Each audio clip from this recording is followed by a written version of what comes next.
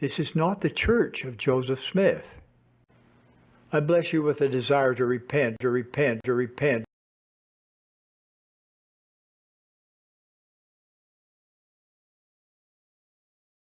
Travis Wayne Goodsell.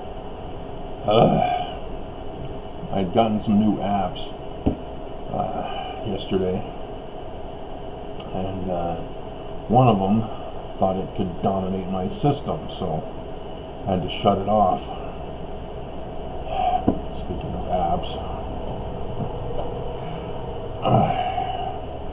Adobe Creative Cloud.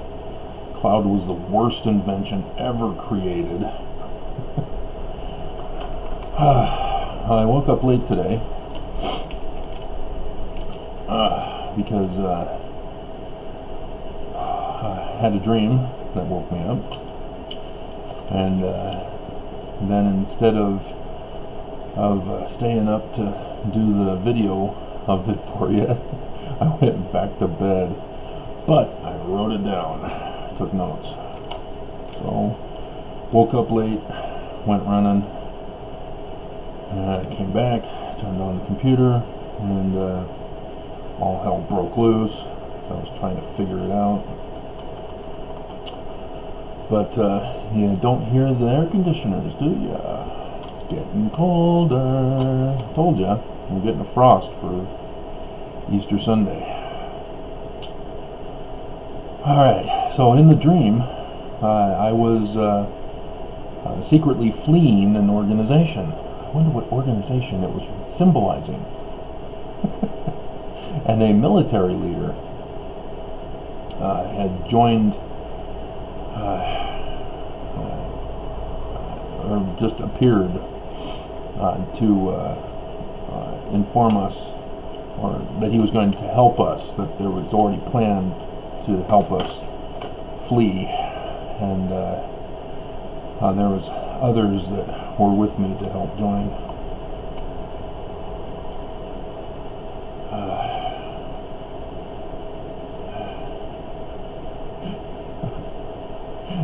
I can't read my writing. Oh well. But yeah, that was basically what it was about.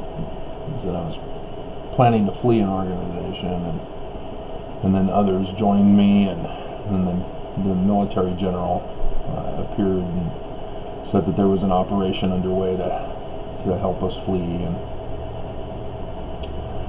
and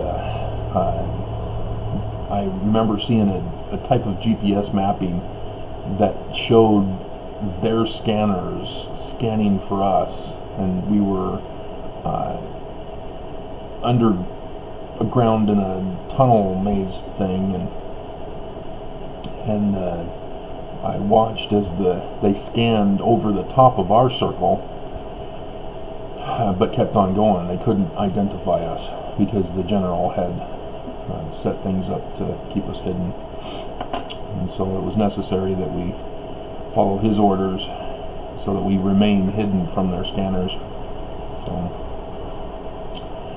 that was basically the dream. But remember when I told you that I was going to have a dream about fleeing Utah? And then I went and had the dream. And I did both videos for that for you. And now again I'm having more dreams about escaping. And so if you're just new to town, the creeping death of Egypt has struck Utah. Yeah, it's weird to have the air conditioners off.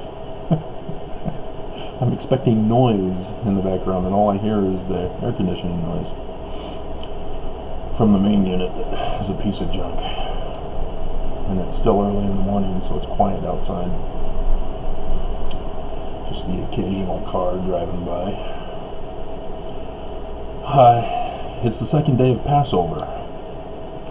And like I told you, news would be discussing the Jewish practice of Passover, when in reality the Passover is for the whole house of Israel. everyone, the whole world, not just Jews. But the Jews are the only ones who practice it. None of the other house of Israel is practicing it. And Christians, they replaced the Passover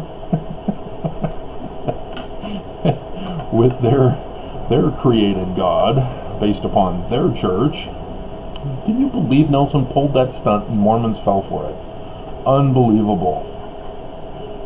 We will build our God upon the cornerstone of the church. And our God will not be the ascended Jesus. He will be the resurrected Jesus. Oh my God. He presented Lucifer at conference, just like I told you he shouldn't do. But it was a hypothetical scenario. Mormons, if Nelson presented Lucifer at conference, would you now leave the church finally? And he went and did it. I couldn't believe it. And Mormons still won't leave. He presented Lucifer at conference and Mormons still won't leave. What is it going to take, Mormons? It's going to take a physical disruption. That's the sad part. It will take the physical destruction of the whole church. The leaders gone. Before you will finally have to say, hey, there's no more church. What do we do now? Just because it can't just be the arrest of the prophet. You know, see how well that worked for the shutting down the LDS church? Didn't do a damn thing. Because they still think that they're the true church and they're just being persecuted for their religion. Raping 14-year-old girls, that's part of their religion. Stealing government-funded SNAP benefits, that's part of their religion. Leave them alone. It's just unbelievable. And Mormons, you're worse. Because the church does worse than the FLDS church. Oh, God.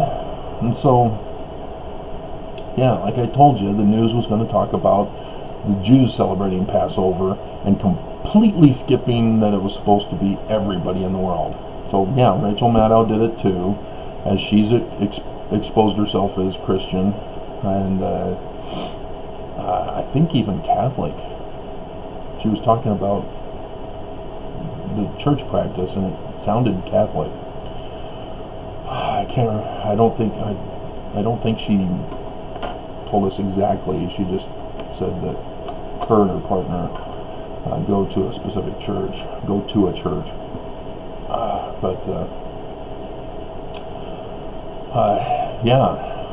this is Constantine's religion, guys.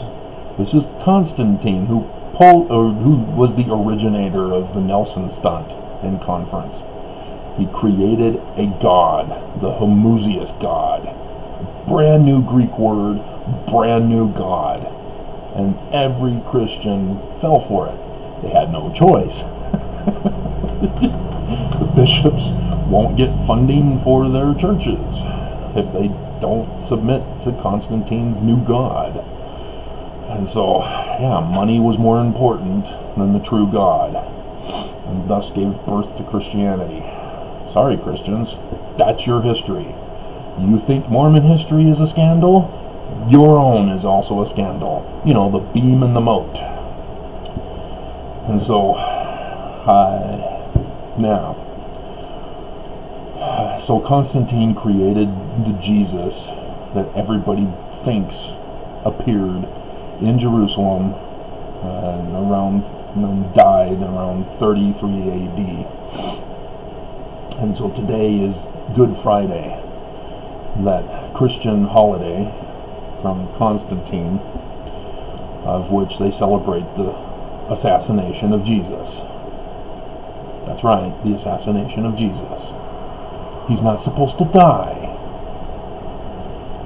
And I'll tell you why.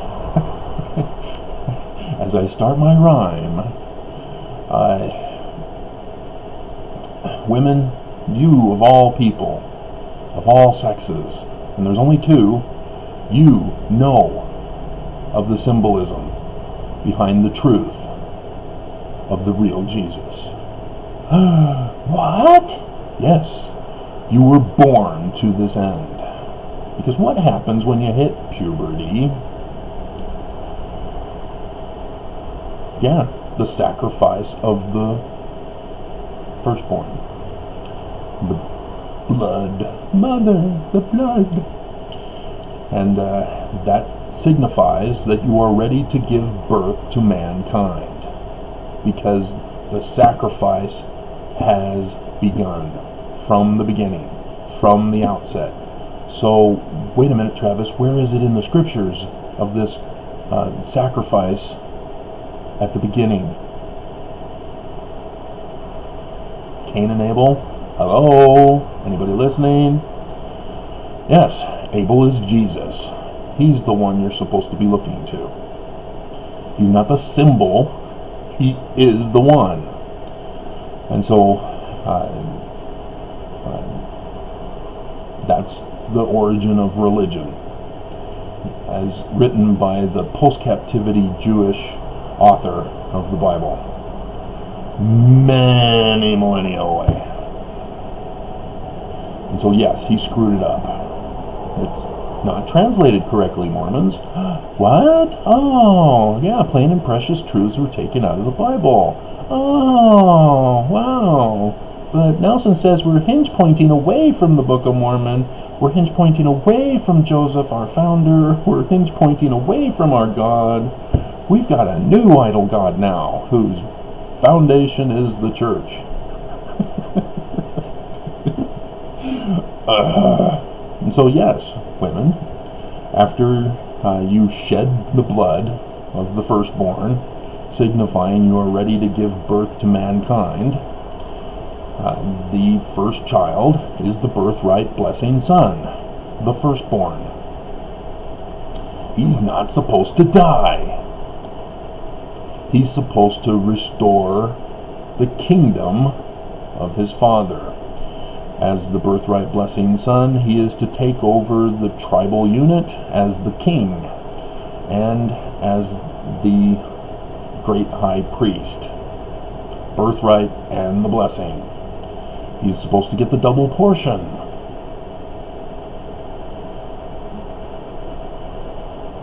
Do I need to physically get graphic with you guys? You women know exactly what that's referring to. Symbolically. Yes, your breasts. And the milk of paradise. Milk and honey.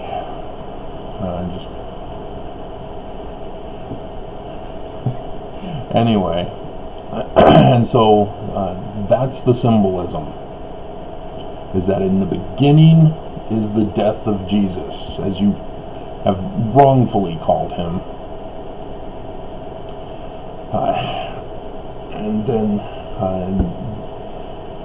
then the seed gets planted within your womb, the embryo is submerged in water, and then the water subsides, makes a big old mess on the floor, and you rush to the hospital to pay the doctor thousands of dollars. That has nothing to do with the symbolism, but yeah, the baby in the water sack, that is the symbolism of creation. You know, the land is submerged in the water and then rises out of the water, just like a baby. Creation. And and the breath of life is given to the baby. That is the origin of religion. That is the origin of the last days Messiah. And the gospel narrator, the gospel author, they blew it. Because today they celebrate the death of Jesus, the one who's supposed to save the world, physically rescued by restoring the kingdom of David. And the narrators of the Gospels murdered him. They dismissed him. Christmas. Dismissal of Christ. And so, what else could they do? The Jews were not saved, were they? The Romans conquered and dominated. And then Constantine took over and created a whole new god. A whole new god. And so, man. But all the symbolisms are for the last days. And they've been giving you date after date after date after date. Matthew, I've gone over that with you. Matthew 1 and 2 contain almost a dozen different dates for the Messiah of the last days. The firstborn, the birthright blessing son who's to restore the kingdom, a man. And yet Matthew continually says, thus, and as prophesied by the prophet so-and-so, or generally just by the prophet. Over and over again he's talking about it. And so allow me to pull the same tactic for you, that he's supposed to be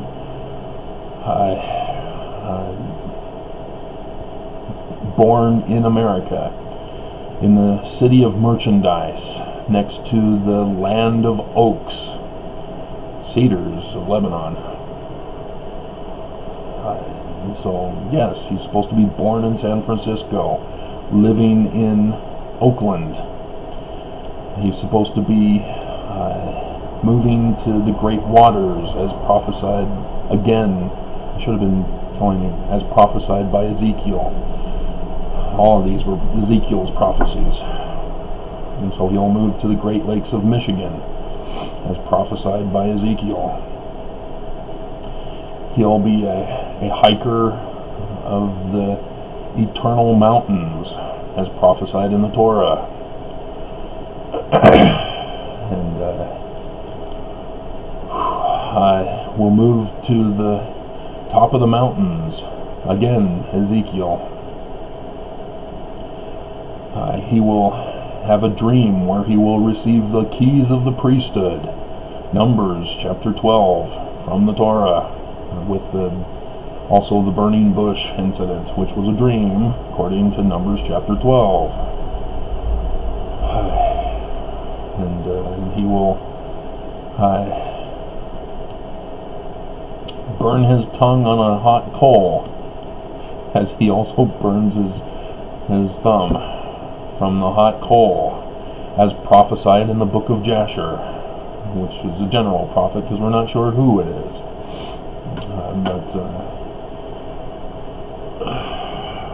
So you see how easy it is to create a gospel narrative if you follow the prophecies. You assemble all the prophecies together, you can create a fuller gospel. The gospels that we have are incomplete and translated incorrectly, because he's not supposed to die. Today is not supposed to be the day. It's not supposed to be a Good Friday. There's not supposed to exist a Good Friday. This is the second day of Passover. That's the symbolism we're supposed to follow. The coronavirus is supposed to be going on right now. Oh, look at that. It is, as prophesied in the Torah.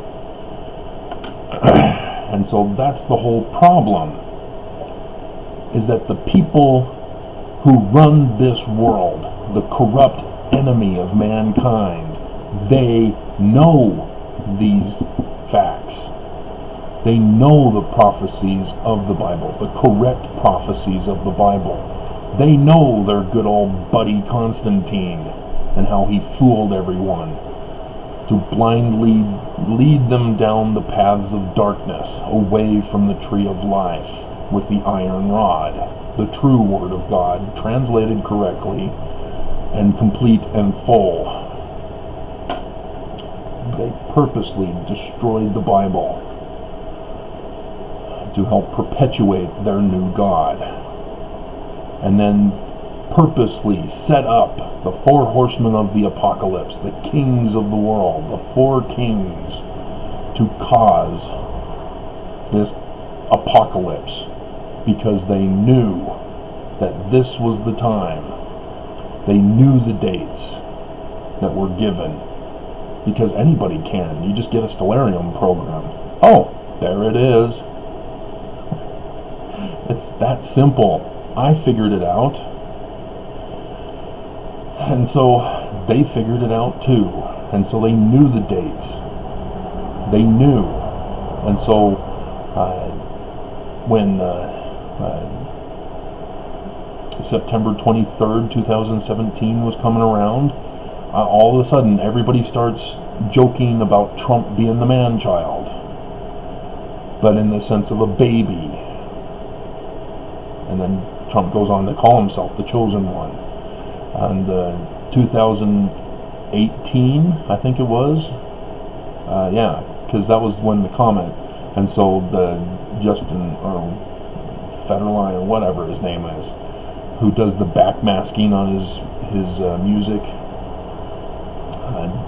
did an Illuminati concert. Not a coincidence, guys. They just think it's a joke. And yet, here we are. They are destroying the world, depopulating, locking us up at home. And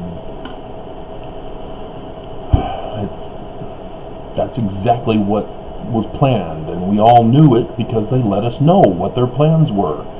And when you ask and tell them about it, or they find out about it, they just laugh it off as, oh, that's just a conspiracy theory. And here they are doing it. Trump himself, oh, the Illuminati is some conspiracy theory.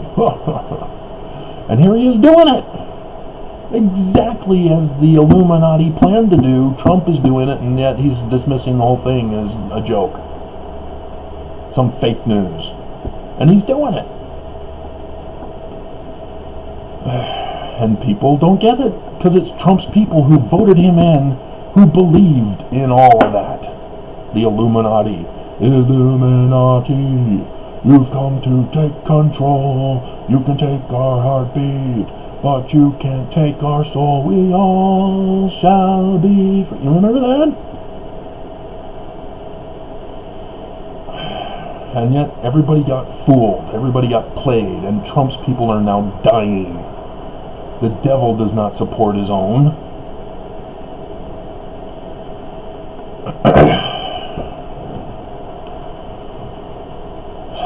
But that's their whole point, is they know. And they don't believe that there would be this Messiah, this Christ, of whom the Jews are looking for. But they know of him. And they're purposely causing the creeping death to assassinate him. Because if by chance there is a God, do not let him stay. Quickly murder him today and chase them all away. I don't know. See how I twisted the song lyrics there, Mormons? But that's their plan. To destroy the religious beliefs of the world, which they set up from the beginning as wrong. And now they're going to prove to you that they're wrong. Because they created it, now they're going to expose it as wrong. And what are you going to do? No more religion. It's all a fraud. What do we do now? Where do we go? Where do we turn for peace?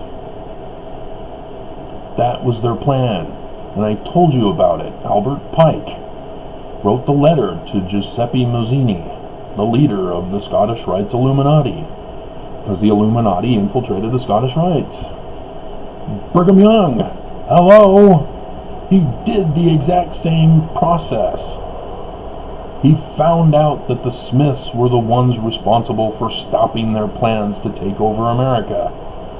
And so Brigham and Heber themselves infiltrated Joseph's organization, recruited their crew from their Freemason, Scottish Rites Freemason Lodge, to infiltrate, to rise to power, to cause chaos among the neighbors, to get Joseph Smith falsely accused and thrown in jail. And they couldn't get rid of him. He kept getting out of jail. And so they eventually had to murder him, to take over completely. Because they couldn't do it by him getting thrown in prison permanently. They lied about his life. They lied about what he did. They got others to lie. I had a person who was a brand new subscriber,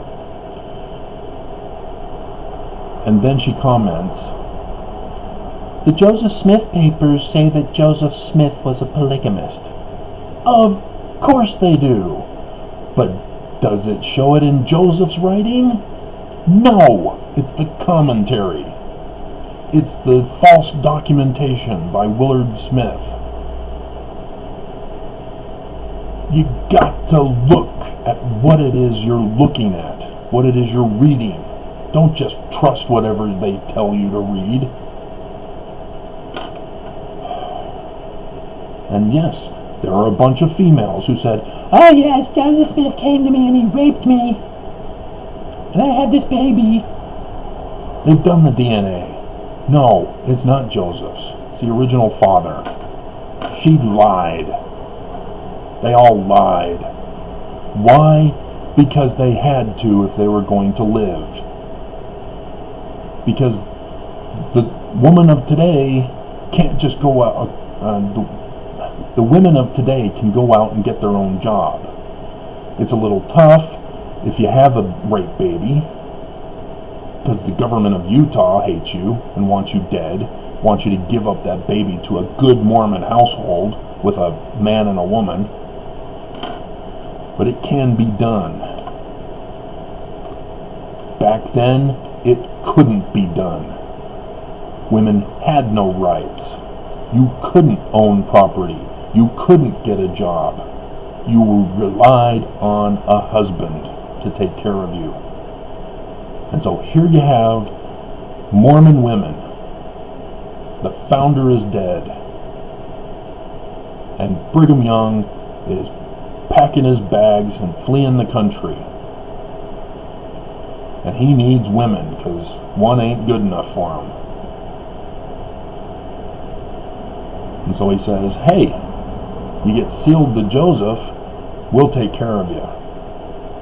Hey, you become my wife, baby. What's up? What's happening? We'll take care of you." Okay, we have no choice. The Danites already made enemies with our neighbors, so we can't go back to society. So, yeah, they had no choice. And so then there were a large number of guys who didn't get wives. What are we going to do with them? Well, we don't want them to turn on us and kill us like Parley P. Pratt with the husband of one of his wives, Parley. The Smiths purposely brought him in because of his talents as a composer and author.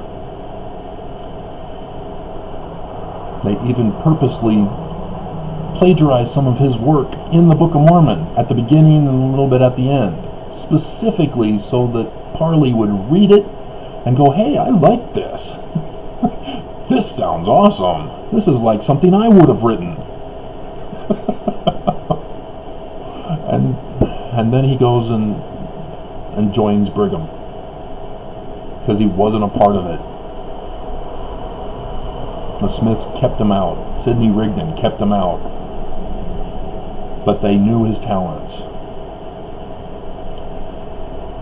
And he chose Brigham Young.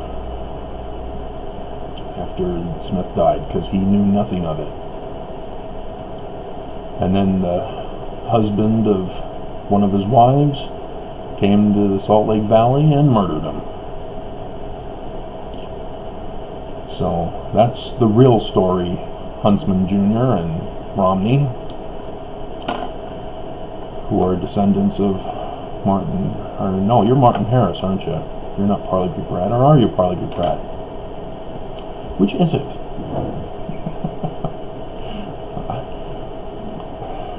Is it Oaks that's Martin Harris, and then Romney and Huntsman are Parley P. Pratt? Are Mitt Romney and John Huntsman Jr. descendants of Parley P. Pratt? Parley P. Pratt, Orson Pratt, Sarah Pratt, George Romney, John Huntsman Sr. The Pratt family is made up of the descendants of Mormon pioneers. Yep, there you go.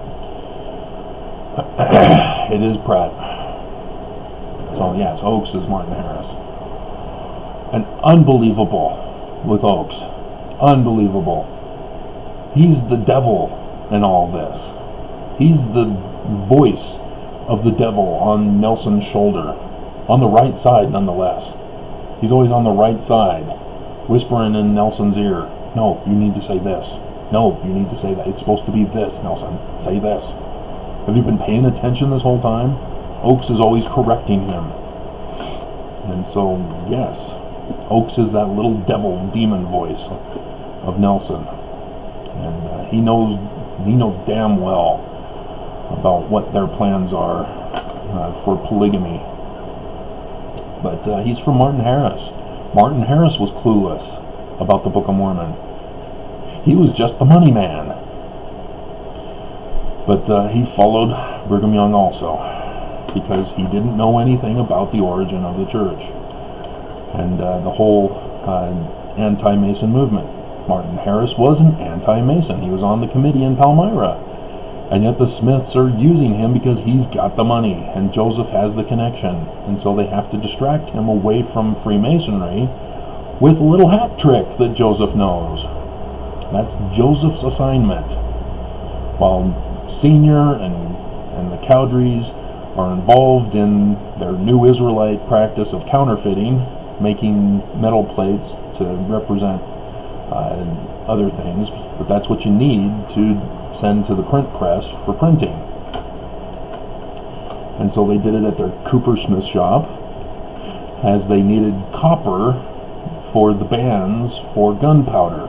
What do you need the gunpowder for? Oh, there's a threat on America. And so even though the anti-Mason movement put a stop to it, you still need to supply the Yorkites Masons with this gunpowder in case of a resurgence or retaliation by the Scottish Rites Masons. And instead, the Scottish Rites Masons found out who was responsible, infiltrated their organization, caused havoc in the communities, which got Joseph blamed for it. They rose up into power, taking over the leadership in 1838, as Thomas B. Marsh got booted out, as David Whitmer got booted out, as Oliver Cowdery got booted out, and Oliver was a part of it. He knew what was going on, but he got booted out too. And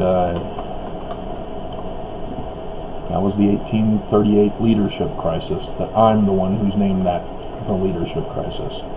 Brigham Young took over as president of his little missionary group and assumed powers that he did not have, and excommunicated people who he did not have authority to excommunicate. And Joseph then got out of jail and went through the proper court process in the High Council and restored everybody who was left to restore, which was pretty much William, who was restored back into Brigham's quorum. But then after Joseph was murdered, Brigham permanently got rid of William.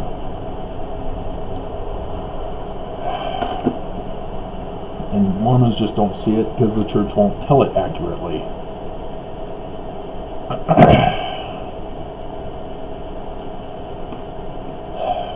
And so here we are.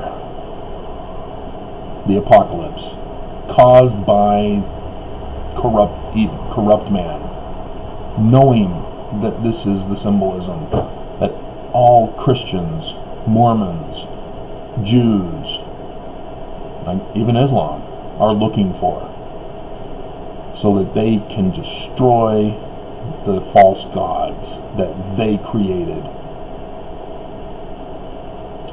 And what are they going to replace it with? Well, Albert Pike tells us. LUCIEFERRRRR. Doesn't work. But yeah, Lucifer. And Mormons know how to do it. They've been doing it since Brigham Young. You take away agency. So what does Utah do? They take away agency. It's in their laws. It's in their traditions. It's in their culture. We disapprove of your lifestyle, so you need to be controlled.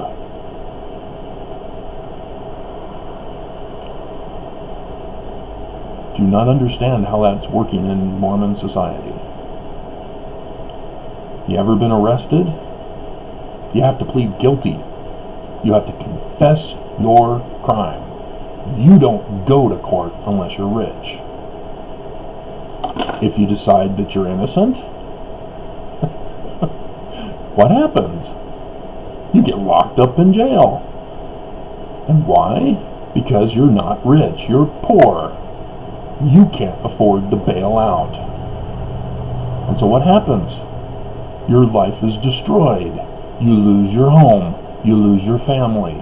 You lose your transportation. You lose your job.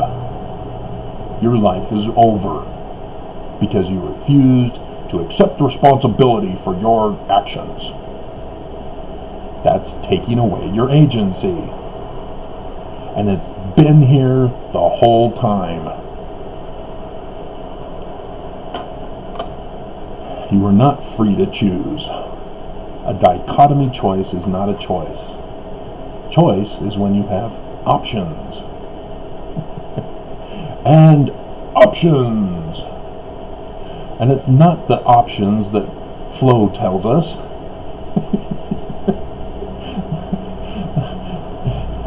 It's not options either if it's only through one organization, through one way.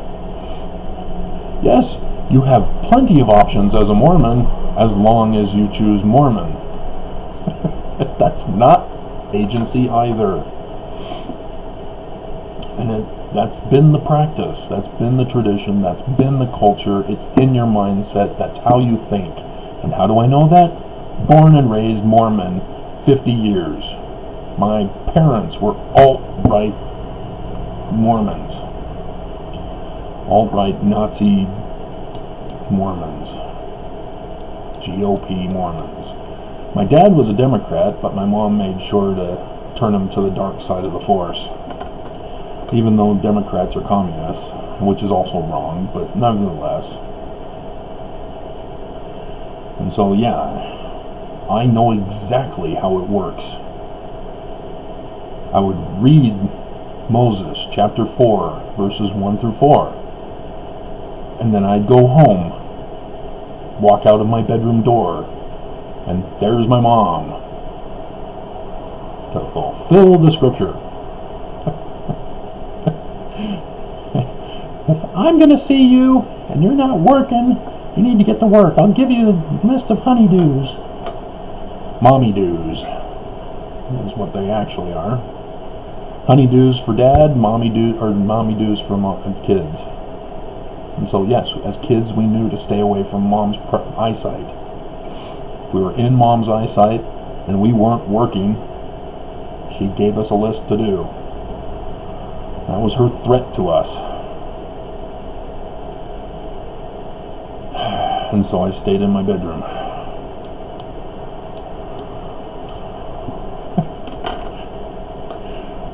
Stacy. Alright, so that's pretty much it. Today's death day. Death of the Messiah. The dismissal of Christ. And I've told you, I've been telling you the whole time, I tried to do line upon line, precept upon precept these whole years, but you wouldn't listen.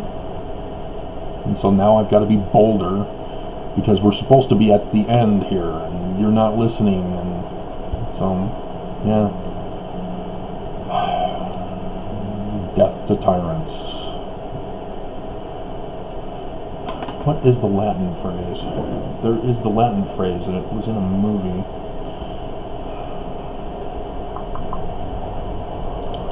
Latin for death to tyrants.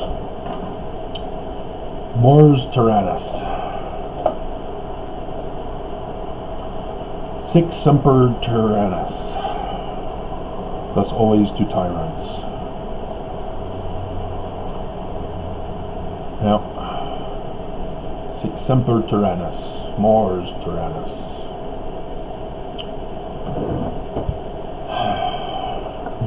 But they rule, and they're genocidally murdering the human race around the world, and especially in America. That's their focus, is America, to punish the Americans for their frivolous, disapproving lifestyle of the tyrants. Tyrants are the ones deserving of that lifestyle, so they have to murder us because we are unworthy.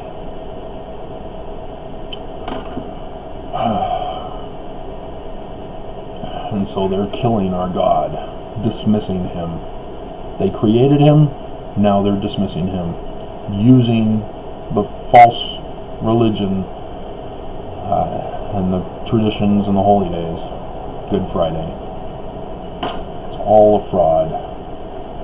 As you are supposed to be looking for a man, as women are being reminded. Every single woman is reminded of the truth, and yet every single woman has also been deceived when the evidence is within them. The truth is within women. Alrighty, that's it for today. So yeah, I did have planned another video about, now that Nelson has revealed a false god for you to worship, there may be another exodus of Mormons. And so I had a thing to do for Faith Crisis. I don't know if I'll get to it today or not.